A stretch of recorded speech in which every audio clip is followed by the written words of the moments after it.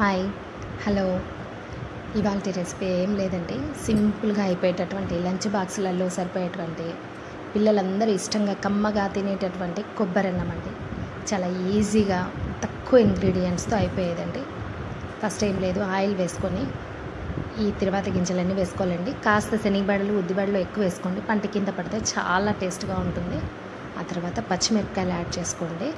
పచ్చిమిరపకాయలు కారం ఎక్కువ తినాలనుకున్న వాళ్ళు కొద్దిగా ఎక్కువ వేసుకోండి, మేము ఎక్కువే తింటాము.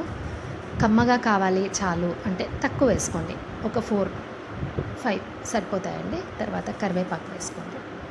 పచ్చిమిర్చి ఆయిల్లో బాగా మగ్గనివ్వండి. మగ్గితేనే మనం వేరే కారం దీంట్లో యాడ్ చేయట్లేదు కాబట్టి ఆ కమ్మదనానికి అక్కడక్కడ కాస్త కారం తగిలితే చాలా టేస్ట్గా ఉంటుంది.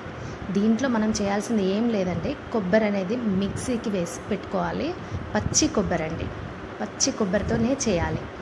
మనకి ఎప్పుడన్నా టెంకాయలు కొట్టినప్పుడు, ఇప్పుడు క్లైమేట్ కూల్గా ఉంది కదండి, వర్షం పడుతోంది, బయట ఎండలో మనం ఎండబెట్టినా కూడా ఎండిపోదు, పాడైపోతుంది. దాని బదులు ఈ విధంగా మనం చేసుకుంటే కమ్మగా ఒకరోజు చాలా బాగా హ్యాపీగా ఉంటుందన్నమాట. వెజిటబుల్స్లో ఎక్కువ కొనుక్కపోయినా చాలా బాగా ఎంజాయ్ చేస్తూ తినొచ్చు.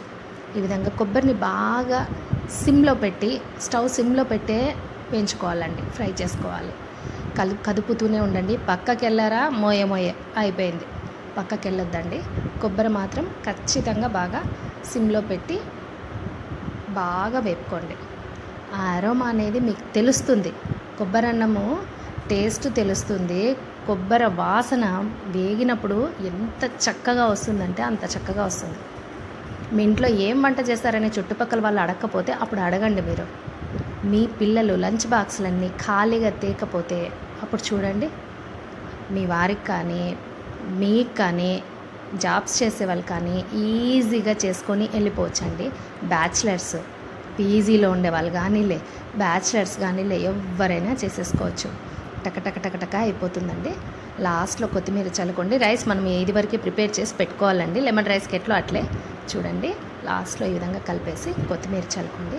ఎక్సలెంట్గా ఉంటుందండి, సూపర్బ్. నా మాట కాదంటారా?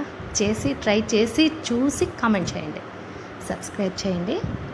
Okay, bye, thank you.